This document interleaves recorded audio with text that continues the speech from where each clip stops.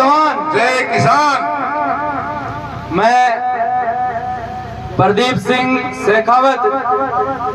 इस झुंझुनू की धरती से, इस छोटे से गांव से, बामलाज पंचायत से, उग्र सिंह जी की ढाणी से निकला हुआ बीकानेर की धरती पर पहुंचकर मैंने एक छोटा सा अपने ऊपर थोप करके काम देखा। मैंने काम की शुरुआत करी। मैंने 4 साल से अपने कॉलेज के अंदर संघर्ष किया। उस संघर्ष के कारण से मैंने कॉलेज के अंदर आप सब लोगों के आशीर्वाद से, मेरे साथीगण से मैंने जीत हासिल करी और उस जीत को मैं आप सबके सामने आज आप लोगों ने स्वागत प्रोग्राम के रूप में मुझे बुलाया। आज पहली बार इस उग्र सिंह जी की ढाणी में मेरा आगमन जीत के बाद हुआ। उसके लिए मैं आपका सदैव आभारी रहूंगा। मैं स्वागत के रूप में मंच पर उपस्थित केड के प्रेजेंट टाइम में सरपंच रविराज जी, पूर्व सरपंच चौथमल जी, बामलास पंचायत के सरपंच जयपाल जी जाखड़, सुनील जी और मंच पर उपस्थित सभी मेरे गांव के बड़े बुजुर्ग, सामने विराजमान मेरे माता पिता, मेरे ग्रामवासी, नारी शक्ति, मेरे मोतियों से कीमती छोटे भाई और बहन, मेरी कॉलेज से पहुंचे हुए साथीगण, मेरे संघर्ष के साथीगण, मेरे सीनियर्स राजेंद्र सैनी जी का मैं आभार और आशीर्वाद ग्रहण करके इस कॉलेज के चुनावी माहौल में संघर्षरत रह करके मैंने जीत हासिल करी और मैं उम्मीद करता हूं कि आप लोगों का जो आशीर्वाद मुझे मिला उसका मैं ऋणी रहूंगा। आज मुझे गुडागोड़ जी से रैली के रूप में, स्वागत प्रोग्राम के रूप में, रैली के रूप में सम्मानित करते हुए स्वागत के रूप में आज मुझे मेरी ढाणी तक लेके आए, उसका मैं सदैव आभारी रहूंगा और ऋणी रहूंगा। मैं स्पीच को लंबा नहीं खींचते हुए मेरे संघर्ष की बातें आज मेरे ग्राम वासियों के साथ करना चाहता हूं। मैं आपको बताना चाहता हूं कि जब छात्र संघ चुनाव का ऐलान हो चुका था उस वक्त मैं मेरे गांव में आया हुआ था। मेरा पूरा मन था, मैंने 3 साल तक मेरी कॉलेज के अंदर संघर्ष किया,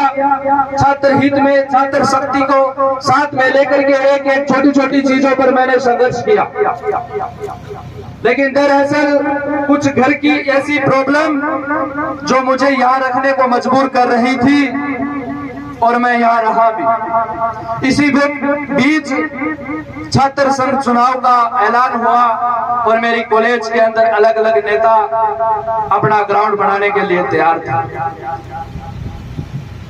मैंने घर की समस्याओं से जूझकर, बोलते हैं, ये कहते भी हैं, जब मोदी जी आए थे तब वो एक बात कह के गए थे कि झुंझुनू का व्यक्ति जूझ सकता है, लड़ सकता है, लेकिन झुक नहीं सकता। इसी बात को मन के अंदर धारणाएं बना करके मैं मेरे गांव से माता पिता का आशीर्वाद ग्रहण करके और ये सोच के निकल गया कि अब कॉलेज में पहुंचते हैं, देखते हैं माहौल कैसा रहता है और उसके बाद विचार विमर्श करके चुनाव लड़ते हैं। मैं जब कॉलेज में पहुंचा, कई लोग ग्राउंड में थे, कुछ मेरे पक्ष के लोग भी उतर चुके थे, उनको समझाने की कोशिश भी करी, लेकिन माहौल जब बन जाता है उसके अंदर बहुत ही द्वेषपूर्ण भावनाएं हो जाती हैं, प्रतिद्वंद्विता ऐसी हो जाती है कि मैं अपने आप को ये समझा चुका था कि शायद मैं इस कॉलेज के अंदर बहुत लेट आया हूं और लोगों ने अपना ग्राउंड बना लिया है, शायद अब चुपचाप बैठ जाना चाहिए। उसके बाद जब कॉलेज के अंदर ग्राउंड उठने लगा, लोगों की मांग आने लगी कि प्रदीप सिंह से भी एक बार बात की जाए। मेरे जो यहाँ पे कार्यकर्ता के रूप में मैं मानता हूँ, मेरे साथीगण एक एक बंदा यहाँ पे पहुंचने की कोशिश की है, कुछ लोग नहीं आ पाए, किसी कारणवश से किसी के काम हो गया कुछ और, लेकिन लगभग मेरे मजबूत कार्यकर्ता यहाँ पे पहुंचे, जिसमें नारी शक्ति भी हो सकती है और मेरे साथीगण सभी हो सकते हैं। उन लोगों ने रात को मीटिंग रखी, मुझे बुलाया गया कि प्रदीप सिंह आपसे एक बात करनी है, और रात के 2 बजे उनके पास पहुंचता हूं। वो बात मेरे मन में तो थी कि मैं चुनाव लड़ूं, लेकिन उनको मुझे ये नहीं पता था कि वो भी चाह रहे हैं कि प्रदीप सिंह चुनाव लड़े। उन्होंने मीटिंग रखी, मैं उसका भागी बना, और मीटिंग के अंदर 4-5 बजे वो मीटिंग खत्म होती है। 3-4 घंटे मीटिंग चलने के बाद ये निर्णय निकलता है कि प्रदीप सिंह आपको चुनाव में खड़ा होना पड़ेगा। ये छात्र शक्ति की मांग है। सामने वाले कैंडिडेट अगर जीत भी गए तो कॉलेज के अंदर हमारे हित में काम नहीं कर पाएंगे, और जैसी कॉलेज थी वैसी की वैसी रहेगी। मैंने उनकी बात का मान किया, लेकिन कहा कि अब बात यह आती है कि अपना जो पक्ष के लोग थे उनमें भी कोई मेरा खुद का जो यहाँ पे बहुत ही करीबी बंदा, वो ये सोच के खड़ा हो गया कि प्रदीप सिंह अब नहीं आएंगे और मुझे ग्राउंड को थाम के रखना है। उनका मैं जिंदगी भर ऋणी रहूंगा। जब ये मांग मान ली गई कि अब प्रदीप सिंह चुनाव लड़ेंगे, 15 तारीख थी, मैंने पुकार भर दी, लेकिन जब मैं ग्राउंड में आया तो अपोजिशन पार्टी के अंदर एक खलबली सी मच गई थी कि प्रदीप सिंह ग्राउंड में आ चुके। मैंने 21 तारीख तक पूरा संघर्ष किया, लेकिन जब ये पता चला कि संघर्ष करने के लिए टाइम बहुत कम है और वो ग्राउंड बहुत ज्यादा बना चुके हैं, इसी के साथ अपोजिशन पार्टी ने मेरे विपक्ष के अंदर, कॉलेज के अंदर जहां से जो छोटी छोटी बातों पर उन्होंने एप्लीकेशन दी गई कि प्रदीप सिंह का पर्चा रद्द हो, कितना मुझे स्टेज में लाया गया, मेरे बारे में बहुत गलत बातें बोली गई।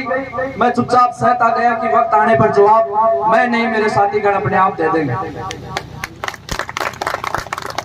22 तारीख को मैं सुबह 10 बजे कॉलेज के प्रांगण में पहुंच चुका था पर्चा भरने के लिए, लेकिन बात ऐसी थी कि अपोजिशन की प्रदीप को ये गलत, वो गलत, ये गलत, हर प्रकार की बातें बना करके उन्होंने थोपने की कोशिश कर रहे थे कि कैसे भी टाइम आउट हो जाए, प्रदीप सिंह का पर्चा एक्सेप्ट नहीं हो। 1 बज चुका था, मैंने ये निर्णय ले दिया था कि अब जो होगा वो देखा जाएगा, मैं तो पर्चा भरूंगा। मैंने पर्चा भरा, 2 घंटे के अंदर हमने पूरा काम करके पर्चा एक्सेप्ट करवाया। फिर भी मेरे अंदर एक किया कि वो रिजल्ट मेरे फेवर में कर दिया। उन सभी का मैं जिंदगी भर आभारी रहूंगा। वो जीत उन साथीगण की मेरे ग्राम वासियों का आशीर्वाद रहा, और मैं कॉलेज में जीत लेकर आया हूं, और आप लोगों के आशीर्वाद से जिंदगी के अंदर उनके लिए मैं काम करूंगा। मैं इतना ही कहना चाहता हूं कि कॉलेज का संघर्ष मेरा जैसा भी रहा और आगे भी करना चाहूंगा, छात्र शक्ति को लेकर के कॉलेज के हर छोटे से छोटे काम को मैं आगे बढ़ाने की कोशिश करूंगा। शिक्षा के क्षेत्र में अगर मेरा कोई भी भाई बंधु इस राजस्थान के किसी भी कोने से बीकानेर की धरती पर पहुंचना चाहता है तो वो मुझे एक बार कॉल करके राय जरूर ले, मैं उसका शिक्षा के रूप में साथ देने के लिए हमेशा तैयार रहूंगा। मैं देखता हूं कई मेरे साथीगण जो 12वीं पास करके यही अपने आप को ये मान लेते हैं कि यही गांव ठीक है मेरे लिए। मैं उनको कहना चाहता हूं कि आप थोड़ा बहुत संघर्ष करिए, आप घर से निकलिए, रास्ते मिल जाते हैं, मुझे भी मिले, मैं भी निकला ही था। और संघर्ष की राह में मैं आपका साथ देने के लिए तैयार हूं, और साथ ही साथ चिकित्सा विभाग से आता हूं तो मैं ये भी कहना चाहूंगा कि बीकानेर की धरती पर जब भी आप चिकित्सा सेवा लेने के लिए पहुंचो तो मुझे एक बार कॉल करके ये जरूर बता दें कि हम यहाँ से आए हैं, प्रदीप सिंह हमारे लिए ये व्यवस्था करें, मैं वो व्यवस्था भी करूंगा। किसी भी चिकित्सा सेवा में अगर ढिलाई मिलेगी तो मैं आपके साथ आकर के वो चिकित्सा सेवा के रूप में जो भी आपको ट्रीटमेंट होगा, जो भी आपके परिवार संबंधी जितने भी लोग आएंगे उनके रुकने की व्यवस्था, आपका जो भी मेरे से सेवा होगी वो करने का प्रयास करूंगा, पूरी कोशिश करूंगा। और यही नहीं कि आप बीकानेर पहुंचो तभी मुझे याद करो, राजस्थान के किसी भी कोने में चिकित्सा से संबंधित आपको कोई भी प्रॉब्लम हो, शायद मैं मानता हूं 4 साल मैंने बीकानेर में गुजारे हैं तो राजस्थान में नहीं दिल्ली के एम्स तक मेरी जानकारी हो चुकी है। और मैं उस जानकारी को मेरे तक सीमित नहीं रख के आप लोगों के साथ, आप लोगों की सेवा के रूप में मैं उसको काम में लेना चाहूंगा, क्योंकि जानकारी अगर जेब तक सीमित है तो उसका कोई मतलब नहीं। मेरे ही काम आना है तो मैं तो पर्सनल भी काम ले सकता हूं, लेकिन मेरी जनता की, मेरे ग्राम वासियों की अगर सेवा नहीं हो तो मेरा आगे बढ़ना, मेरी जानकारी किसी काम की नहीं। मैं फिर से ग्राम वासियों का आभार व्यक्त करना चाहूंगा कि आज ये समान समारोह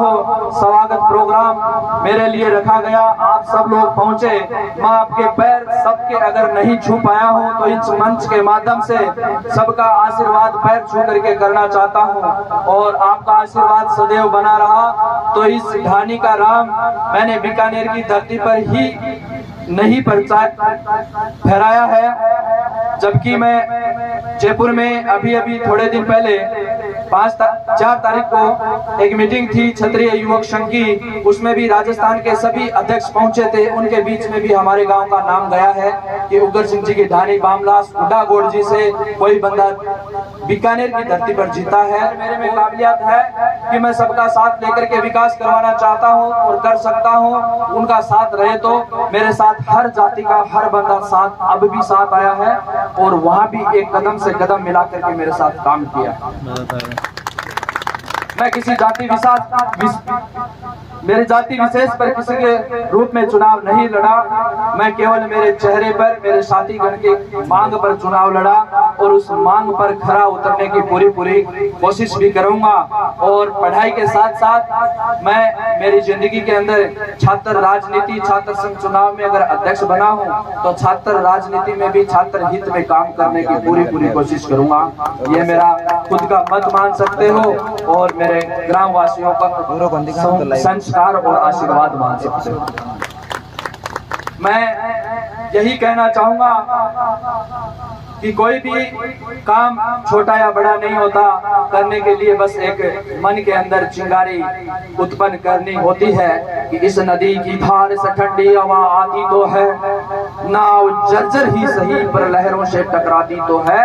कहीं से एक चिंगारी ढूंढ लाओ मेरे दोस्तों, इस शरीर रूपी दिए में तेल से भीगी बाती तो है, बाती तो है। इसी के साथ मैं मेरी वाणी को विराम देते हुए मैं सभी का आशीर्वाद लेता हूं, और जिंदगी में कभी भी मेरी आवश्यकता महसूस होए तो आप याद कर लेना, मैं हमेशा आपके आशीर्वाद के साथ में सेवा करने के लिए तत्पर रहूंगा। धन्यवाद, आप सभी का आभार और अभिनंदन।